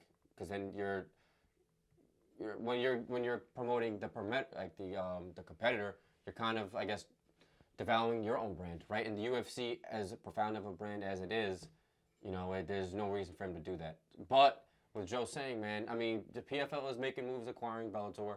I don't think it will really impact the UFC initially. I think it's going to take some time. But like he said, man, Joe hit it right on the money. These guys the PFL needs to do a better job promoting their fighters, man. You can't. If Francis Ngannou is your biggest star and he hasn't even fought in your own organization yet, that's saying a lot. That's saying a lot for the fighters that you have to offer him. That's saying a lot for, just I guess the other fighters in your organization. I mean, Ngannou, prior to this Fury fight, last time he fought was the beginning of 22. We're almost in 24. Yeah. So it's tough, man. I think they will be successful. I think they'll do just fine, but they need to figure it out. But I think this was a step in the right direction. Absolutely. And, you kind of transitioned it perfectly because the last thing I want to talk about in terms of news, and this isn't MMA, but I just need to say this somewhere. Boxing is the most ridiculous freaking sport because it is so rigged and it's so frustrating because Francis Ngannou beat Tyson Fury. It is so black and white clear, and I'm so sick of boxing. Tyson Fury won via decision. No, I'm saying, did you watch the fight? I watched the fight. I watched the whole fight. And Francis Ngannou won that fight. He had scored the only knockdown of the fight, and he controlled the fight for a majority of it. I mean, early on, it looked like it was going to be, initially it's like, wow, it's actually looking a lot closer than I thought. I thought Tyson Fury was going to, have his way with Francis Ngannou, but I don't think he took it seriously, and I think that Francis Ngannou won that fight, and it's just another knock against boxing of it just being a joke of a sport. It frustrates me so much, and I enjoy watching boxing. Boxing's an exciting sport, but when there's so much corruption in it, like there is, it's tough to watch. You talk about MMA bad decisions, does not compare to what they get in boxing. So that's my little say of I don't think I've ever actually watched a full boxing match unless it was in the Rocky movies. No. And I love the Rocky movies. Oh, dude, Rocky movies are some of my favorite of all time. It's not really close. I mean, I love Rocky. Rocky's great. And the whole story behind it too is fantastic. But yes. That's my rant on boxing. It's a joke of a sport. I mean, look, Shakur Stevenson, I'm sure you guys know a lot of I'm sure you guys have heard of him before. He's 21-0 in boxing right now. He's called out guys to a Devin Haney, a Lomachenko, who Devin Haney, who's supposed to be he's kind of like Gervonta Davis actually puts people to sleep. I'm going to sound like Rolly Romero, but Rolly Romero's like, he actually cracks me up because he said something like, but Shakur Stevenson, that guy puts people to sleep outside the ring. That was like mad funny. He's so stupid. But no, Shakur just fought, right? Who's one of boxing's biggest stars on a Thursday. I didn't even know he was fighting. Again, I don't really follow boxing like that. But I'm sure a lot of people who follow boxing probably, maybe they might have known, but who the fuck fights on a Thursday, dude? That's just like such a foreign concept to me. But yeah, boxing. Nah, if you're fighting on anything other than a Friday, Saturday, and I guess Sunday. Nah, I think Saturday is like the fucking. Yeah, it's like Friday, Saturday. That's fights. That's fights. Maybe Sunday, maybe. But if the fight on Thursday, yeah, you're so right because I saw the reactions to the fight because apparently Shakur Stevenson won, but it was like not impressive at all. A boring fight, I heard. And it was boring and all this stuff, but. I mean, yeah, and that's when you find out about it. You find out about it after it already happens. But I mean, boxing's a mess. That's why it's MMA on the island, not combat sports on the island. No. I don't want to talk about boxing. The podcast will be 10 minutes each. But yeah, so this happened, and that's gonna do it. All right, so let's get our pent up aggression out now. Let's talk heavyweight division. Far from unanimous. We're back, folks. And our first question is, what should be done about the heavyweight division? Should John Jones be stripped?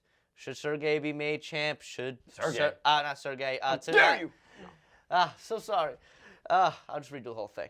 We're back, far from unanimous, and let's talk heavyweights. Let's talk the big boys. What should be done about the heavyweight division? Should John Jones be stripped? Should Tom Aspinall be made the champ status instead of just interim champ?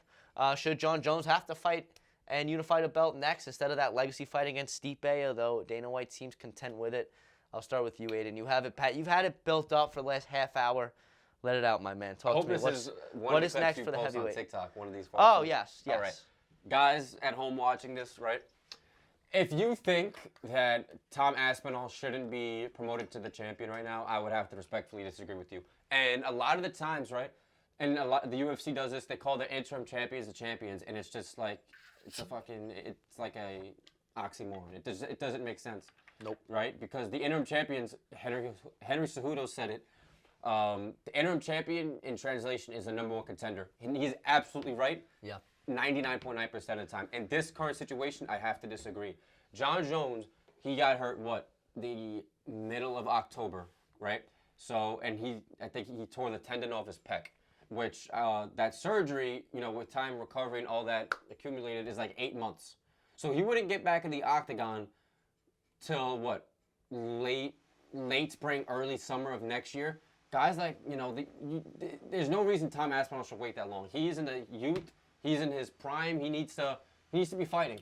And Stipe Miocic, he's not going to want to fight the guy like Tom Aspinall because Tom Aspinall will knock his fucking head off right off the bat. I'm telling you, man. Like, Stipe is going to be 42 years old next year.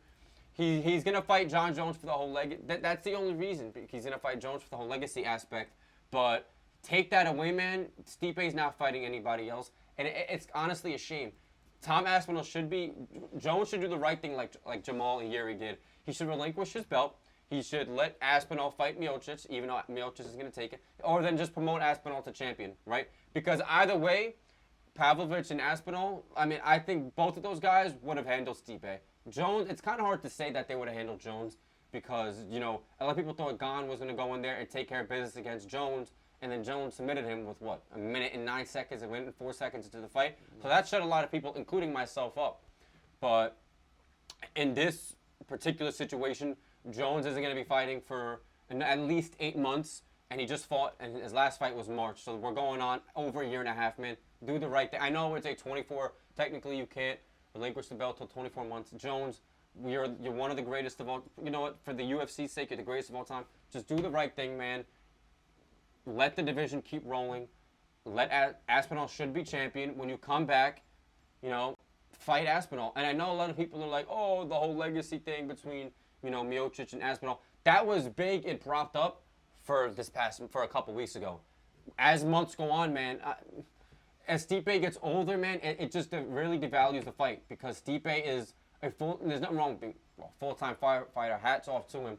But the guy is just not in there as much as he used to be. Fighting a 42-year-old Stipe isn't the same as when, Daniel Cormier knocked out Stipe Miocic when Stipe Miocic was still in his prime kicking everybody's ass. That is the Stipe Miocic people want to see, but that's not the Stipe Miocic we're going to get because so much time has passed, Yeah. So Tom Aspinall, he should be the champion in that division. As far as contenders after the fact, man, I know we mentioned Cyril Gane, Jailton Almeida. I think that fight makes perfect sense. Cyril Gane was talking about fighting for the belt. That's an absolute no to me. Nope. You would agree? What? Agree? Cyril Gane for the belt? No. Okay, exactly. You beat Tai Tuivasa after you lost to Ngannou, and then you got a shot at the belt again, and then you got embarrassed. Yep. Right? For a guy who hasn't fought, it's John Jones, but still hadn't fought in 3 years, you got fucking embarrassed. And then you beat a guy in Sergey Spivak who's never really had that massive rise to he beat a guy in Derek Lewis. I think that's his most profound win, right? And Derek Lewis is I don't want to say a journeyman, but he's a beast.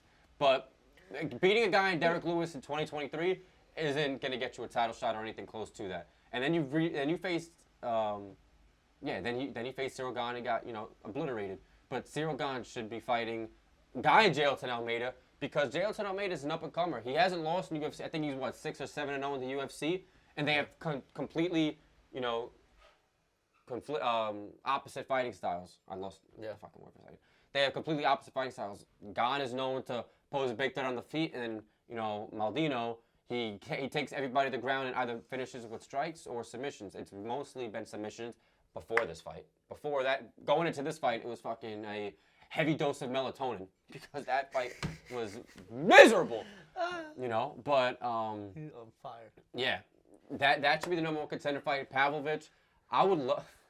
It's now I think Pavlovich is in a sticky situation, man. Because like, who is he gonna fight? He's Gon. I think him and Gon would make a lot of sense too. Gon should either fight Almeida or Pavlovich, in my opinion. And now Gon's calling out Aspinall because, for all intents and purposes, Aspinall is the division champion, and why wouldn't you call it the champion, right? But Aspinall wanted you to get. Aspinall called you out a couple months right after Gon Spivak, and you denied it, right? Yep. So why should you be granted the opportunity to fight the interim champion right now?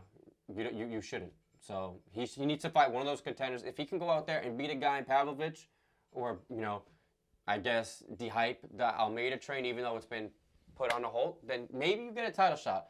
But for just beating a guy in Sergey Spivak, no, not even close, man. Aspinall is a division champion as far as I see it, and we need to keep that division moving.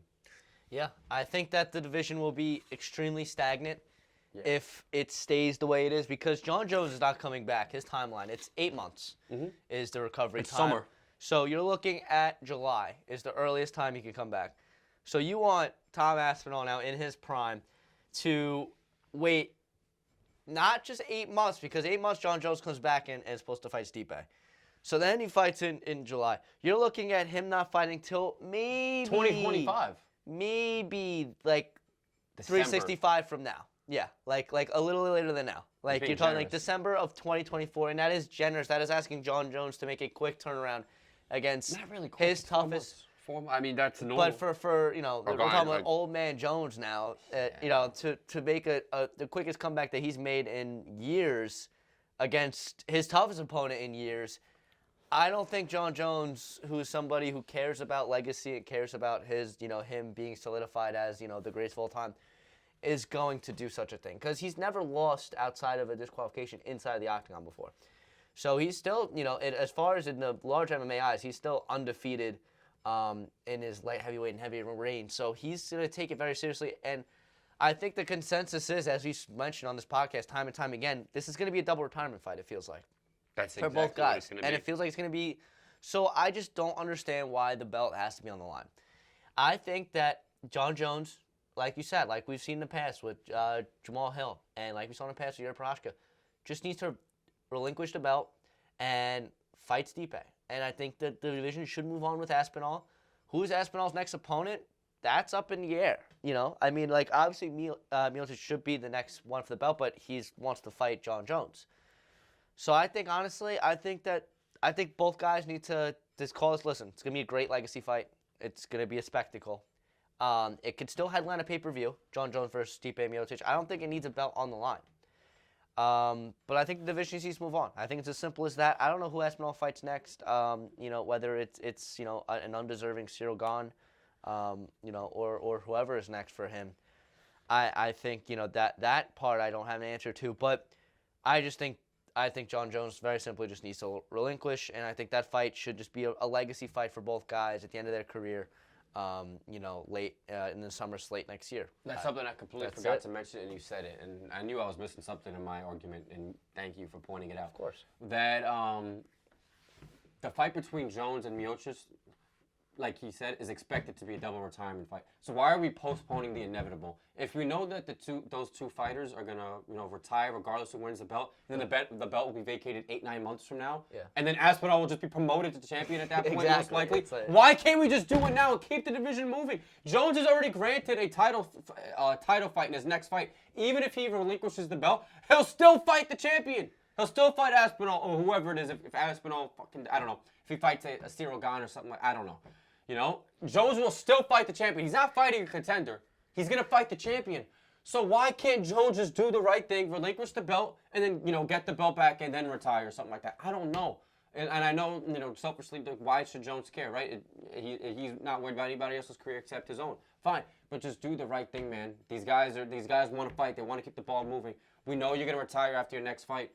And again, a guy in a 42-year-old Stipe Miocic, I don't care how good of a career you had. At 42 years old, man, a guy who hasn't fought at this point, because his last fight was, January, February of 21? It'll be 3 years. Literally kind of like John Jones' situation all over again.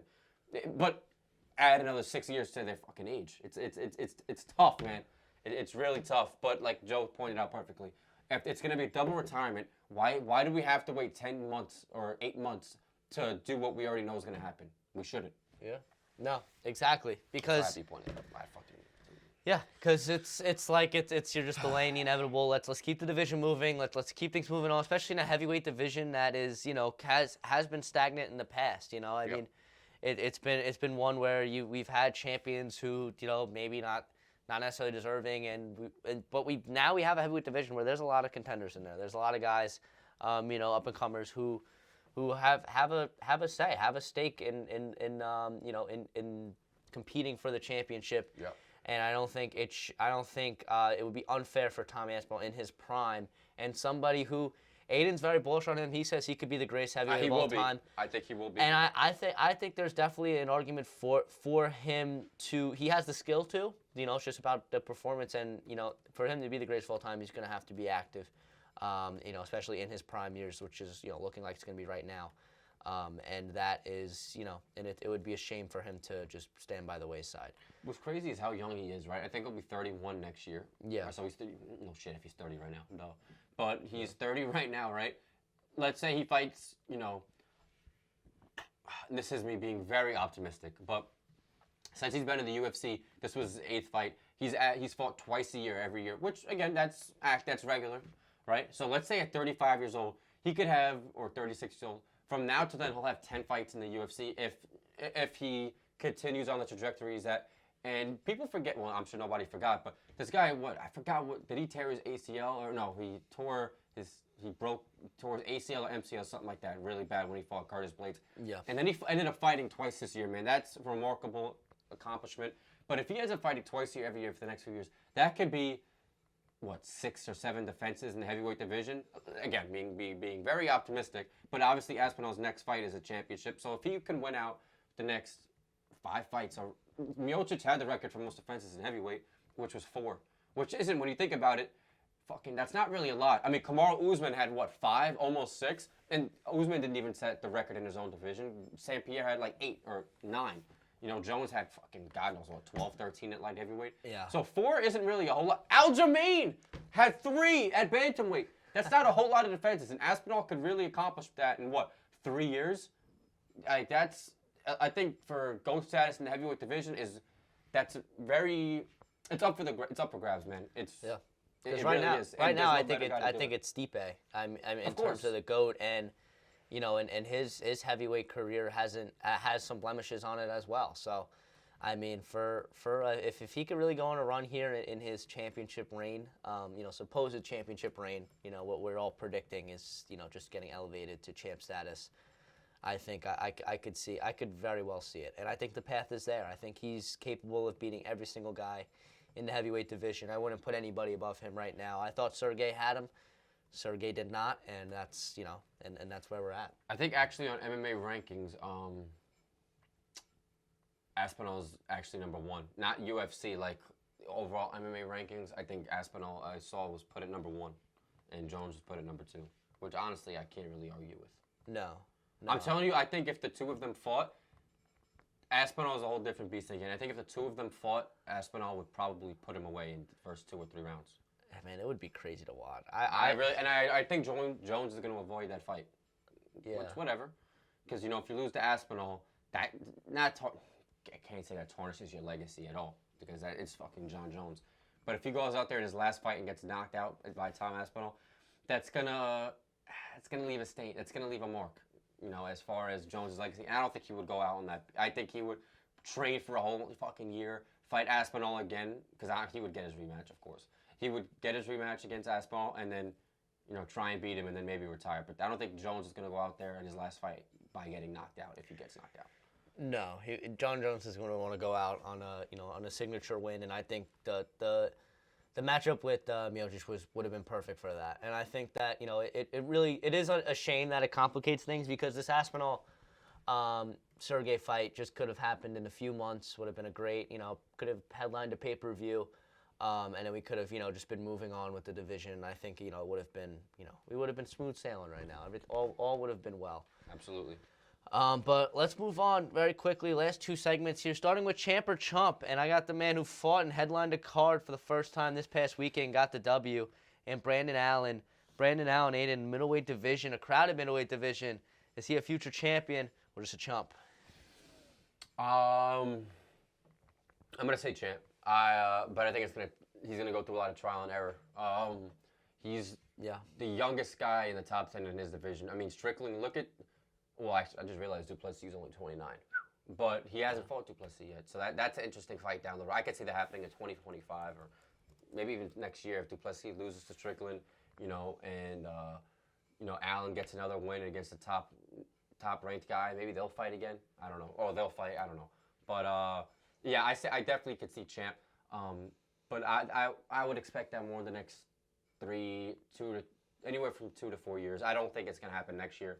Maybe the year after that. But Allen being so young and just being so, I think for lack of a better word, just so good. Like his only 2 losses in the UFC were against a guy in Chris Curtis and the current champ. And I know people like to use that against him, but both of those fights, I just found out the other day, both of those fights were only taken on like a week's notice. And I know these guys are professional athletes, but to go in there and in the cage with somebody and on a week's notice against a guy who's been preparing for fucking I don't know how long, weeks, months to fight a guy, usually months. It's a tough thing to ask, man. And the guy Chris Curtis who has I like Chris Curtis, but hasn't really done much in the UFC. I think he's like 6-2, 6-3 or something like that.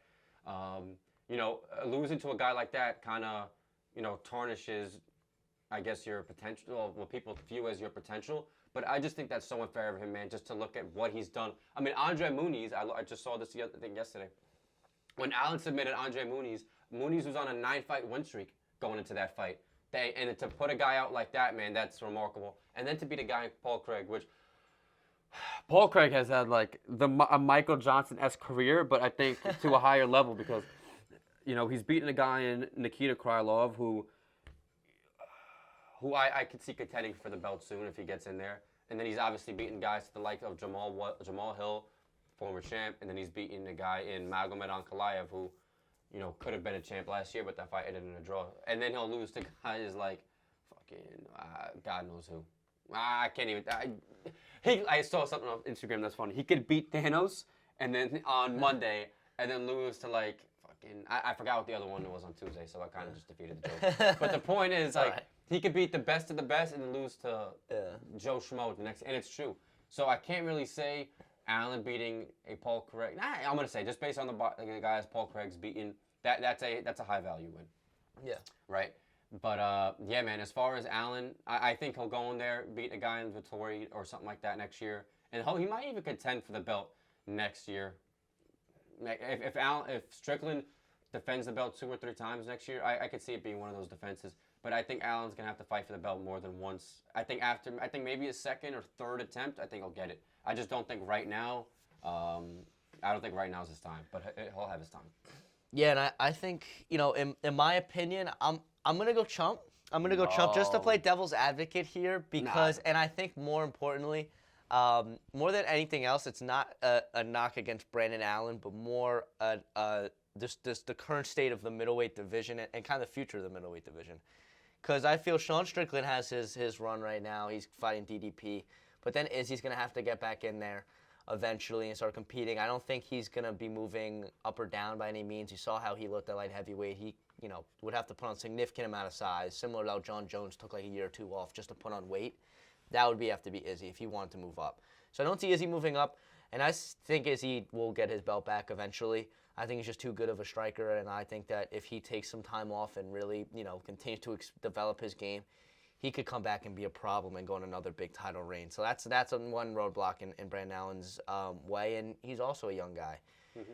And then you also got to think now a guy we talked about earlier in Khamzat Chimaev, and somebody who we both believe is a future champion at some point. He's going to have to get in there as well. And do I favor Brandon Allen against Khamzat?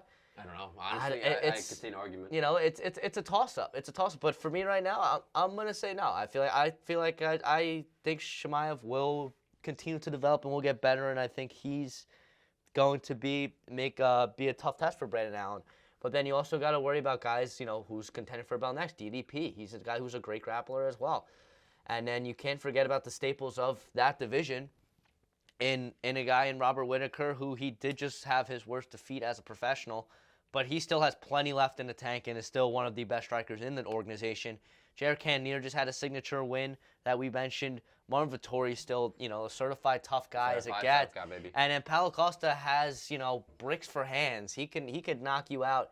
I haven't seen him in quite some time now, but when he's in there, he is dangerous. And Roman Dazolzi's been on a little bit of a tear himself. So there's a lot of guys there, and I see this middleweight division being very crowded at the top, and I think that could lead to Brandon Allen having a tough time. If he does get it, I agree with Aiden that it is going to be a 2, 3, 4 times, type of ordeal. He's going to have to challenge multiple times, and he got really tough competition ahead of him. But I believe in Brandon Allen. If he is a future champion, I would not surprise me in the slightest. But I think just the competition that he has in front of him and the path to get there, I think is really crowded right now.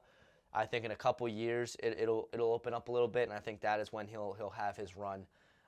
But I'm excited for the future of middleweight. I think Brandon Allen being right in the mix makes for really exciting fights at middleweight. I'm excited for the future of that division. But Brandon Allen, unfortunately, for the sake of the pod, I'm gonna call you. You are not a chump by any means. You are a certified badass, my man. But for the sake of the pod, you are just a chump. But that's gonna do it for Champ or Chump, and let's move on very quickly. Last segment, guess who time. Let's guess. Let's do some guessing. And Aiden, I want to send you off to class on a high note, on a good note. So I won't give you anyone too crazy, but actually I'll give you. This might be pretty. But we'll relatively easy. We're gonna have to warm me back up to the game. Yeah, well, we got warmed back up. You gotta get off the rankings. What are we doing? I could not tell you. I could not tell you the last time we what our records are at this point. But I think we actually evened out. I think we evened out, right? Like 5-3. Yeah, 5-3. Is that what it is? All right, it could be 5-3. We'll call it 5-3. Because you were 4-3, I was 5-2. You got the last one. It was something like that. I know we're tied. Yeah, and then I forget who I gave you for the last one. Joe, you gave me the guy who was ranked like 13 at heavyweight. Yeah, it was. Or 14. It was what's his name? It was Rodrigo Nascimento. Is that what it was? I'm almost positive it was this fat fuck. Nah, dude, it was something. Anywho, like that. Let's go to some guess who. And Aiden, I got my guy. Okay, I just saw your guy. So, never mind. Gosh darn it. Come on, Aiden. Stop looking at my computer, bro. Stop worrying about my computer, bro. All right, you're good. I could have just played it off, but I can't. I gotta. Listen, I appreciate the honesty, honestly. I appreciate the honesty. All right. New guy. We're good. Ready? Yep. Let's do it. All right. Yeah. All right. Does this fighter fight above 155? Above 155? No, he does not fight above 155. Good. Okay. Does this fighter fight at bantamweight? He does not fight at bantamweight. Fuck. Does this fighter fight at featherweight? He does not fight. Oh my God, bro! What a fucking. All right, so he's obviously a lightweight. Is this fighter ranked in the top 10 of his division? No, he's not ranked top 10 in his division. Me right now, Joe. Nope. 25. I don't even think I know the 25. Not on camera. Huh? That was my fourth question, No, right? That was your fourth question. No, it sailed over your head. Wait, is this fighter a lightweight? Flyweight? No, it's not a flyweight. Bro, I'm just wasting my time. I'm sorry, I didn't mean to. You're good. Wait, so you got 5 left. You got 5 left. You got 5 left. You've narrowed it down to one division. Yeah. All right. Bro, did I really say top 10 of flyweight? Oh, I'm a fucking dickhead. Yo, see, I had to knock some rust off. All right, is this fighter ranked 10 through 15 of lightweight? Yes. Okay, perfect. Now it's clipped. There you go. Now it's clipped because I know that ranking is off the bat. Wait, how many guesses do I have? 4? You have 4 guesses left. All right. Well, I know I could recite it right now. My computer is black, by the way, so I'm not looking at anything. We trust it. Let's see. 11 is Benoit Saint Denis. Fuck. I think 12. Wait, no, Hooker's 9. 11's Benoit Saint Denis. Fuck. 13's Green. 14. Ooh. Oh, 14's Renato Moicano and 15's Dober. So I just gotta remember number 12. Okay, well, let me shut up because does this fighter have a fight booked? He does not have a fight booked. All right, so it's not Green. Green has a fight book. So now, bro, why am I forgetting number 12? I'm gonna be so tight. Oh wait, I think 12 is RDA. Did this fighter win his last fight? Yes, he did. Fuck! I only have 2 guesses. I just realized. Is this fighter Drew Dober? It is not Drew Dober. We have one more guess to go. All right. Well, I'm gonna literally I have to play heads or tails here because, like I said, 11 is. Is it Benoit Saint Denis? Okay, yo, I was like. It is Benoit Saint Denis. I was like, wait, Frenchman. Wait, was I right? RDA's 12. No, it's your boy's 12. Fuck Your boy. Come on. I'm not telling you. You love this guy. At 12? You love this guy. At 55. You glaze him on this podcast regularly. Stop. I'm telling you. It's not Bobby Green. Bobby Green's 13. No, this is your guy, man. You love this dude. The fuck is it? Jalen Turner. Oh my god! You love that guy. do you not love him? Like that's your, I do. Wait, that's your RDA is guy. higher than 12, right? He's 10. Yeah, he's 10. 10. He's 10. But you had all the guys. I had all of them. I was besides conflicted. Jalen Turner. If I would have got. I should have been. If I made it Jalen Turner, and you I didn't would have get flipped it, the table. dude, you would have had a panic attack. I'm so pissed. But I got 11, 13, Put that in 14, the break, 15 man. right. I just forgot 12. Yeah. Oh, you forgot you're literally your boy. I'm so upset. I wish I I'm picked actually him. tight, bro. How did I thought, honestly, I forgot. I honestly thought Turner was, I completely forgot about him. Because he's lost 2 in a row, but they've both been split decisions. It's been weird. Yeah, no, it has been a real he hasn't fought in a while. I'm surprised he hasn't He gotten in there. fought, what, in March? I think he fought, no, he fought twice this year. He fought, When did he fight last? Was it fought- over the they summer, fought the Benoit. hooker? Oh, It was hooker at was over the 290, summer. And Yeah. then in March he fought Gamrot. Okay. Fucking No, he was Gamrot. active. No, he did. Camera. That's the guy you don't Bro, I can't believe I forgot about Turner. RDA, man. You know what it is? He hasn't fought, I feel like he hasn't fought at lightweight. The last time he fought at lightweight was against, what, Rafael Fiziev, and he lost in the 5th round. Yeah. Damn, bro, he escaped my head. Shit. But at least I got Benoit Saint Denis. There you go. So I'll take that. Yo, we'll talk about this obviously down the road, but Benoit's gonna be a problem, man. Benoit is going to be a problem. He's one of those guys that might be, I might have to put on Champ or Trump in the future. Cause I think after his next fight, we'll have to. He's nasty. He's nasty. All right, actually, you know what? Fuck this. I don't need my computer. right. Actually, I will so I could pull up. Some information. Exactly. All right. Well, I'll get started while you wait, just so we can keep the time going along here. You have the guy, right? I do, yes. All right. Guess who? Time. Aiden got his guy, so it's tied. So he has a lead now. 6-3 on the record. Oh, you know what? 5-3. I'm sorry. I can't pick the guy only because he's not fighting. I was gonna say Kelvin Gastelum, but he's not fighting at 70. He's not fighting at 85 anymore. He's fighting at 70. So that would have been kind of weird because technically he's a middleweight, but he's now a welterweight. So. Okay. Fuck. I'm sorry. Fair enough. You're good. You You still could have did it. We had a guy. You know what? Remember, we had the Paul Craig incident. Remember? Yeah, sure. That was great. But I think he already fought at middleweight once already. He fought Andre Muniz once, so technically he's... All right, I got the guy, actually. I just thought of somebody. Okay. Let's do it. So my first question, does this fighter fight at or above 170 pounds? He does not. He does not. All right. Little guy. Does he fight at or above 135? No. No. I don't know why I postponed. I thought for a second. I was like, wait a second. Okay.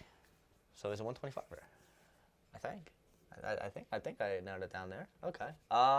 Money. Is he in the top 8 of his respective division? He's not. He's not. Okay. So that's 3. Is this fighter currently ranked? He is. Okay. So he's currently ranked. So yeah, ranked flyweight. Has this fighter fought in the last 6 months? He has. He has fought in the last 6 months. Okay. That was 5, right? Or 6? It's 5, yeah. Has this fighter ever challenged for the belt? Give me 1 second. I don't think so, but let me... There you go. A veteran flyweight. 10 through 15. Let me double check. Oh... No, he has not. No. No, I don't know why. No, he hasn't. Okay.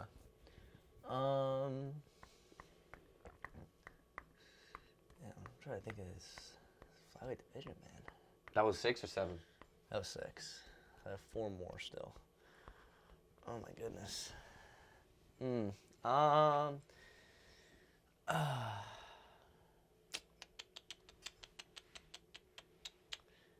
Did this fighter win his last fight? No. Lost his last fight.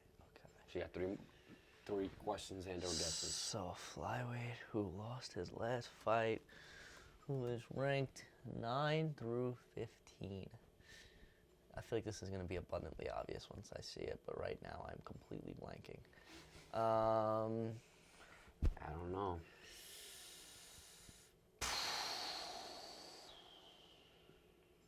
Freaking flyweight division, man. These are the guys they always be putting on the undercards too. It's such a shame.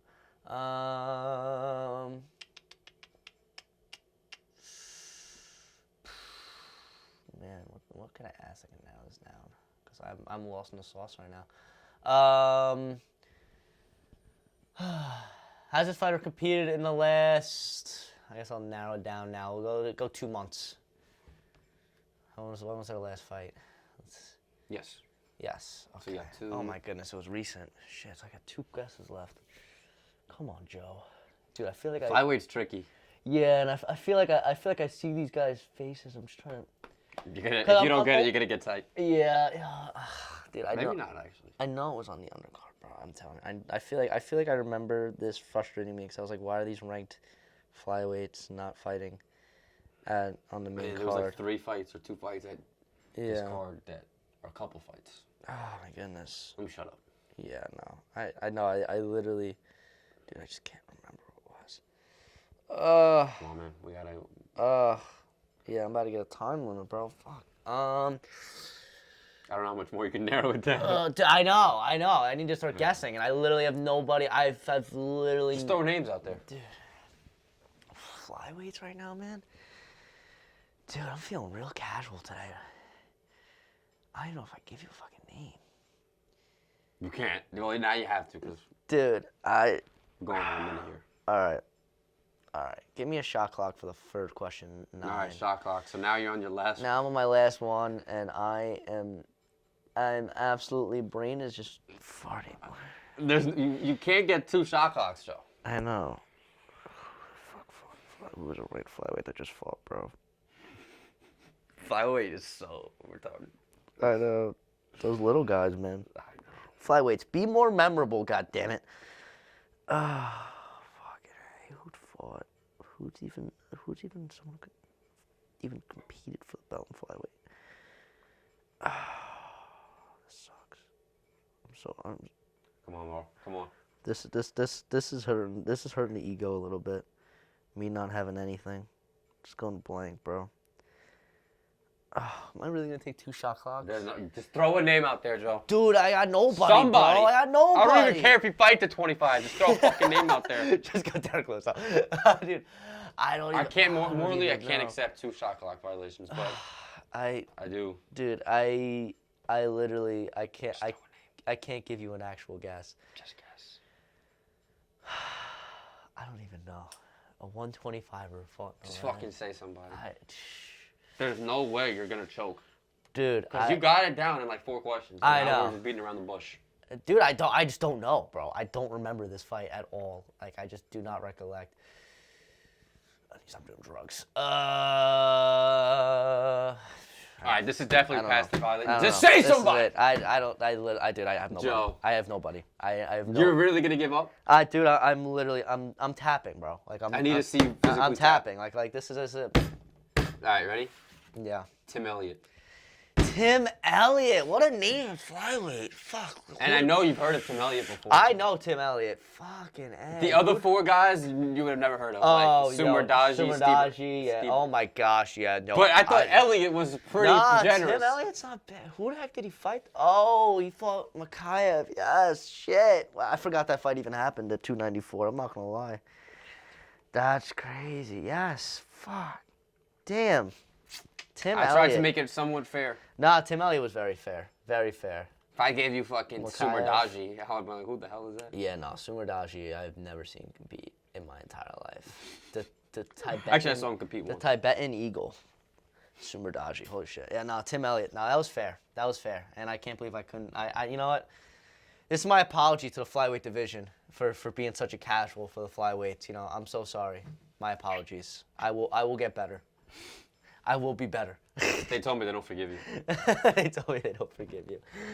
Shit. All right. Well, with that, that is going to do it for this edition of MMA on the Island, episode 16. We are back and better than ever. Good to be back, man. Oh, man, it's a pleasure to be back. And strap in, too. You got a week off, and then you got an absolutely stacked fight card December 2nd in Dariush, Hooker, Bobby Green, Rob Font. We talked about it earlier. It's stacked. Are we doing pot next week? But we'll figure it out. We'll get there. We'll get there. So if you see us next week, great.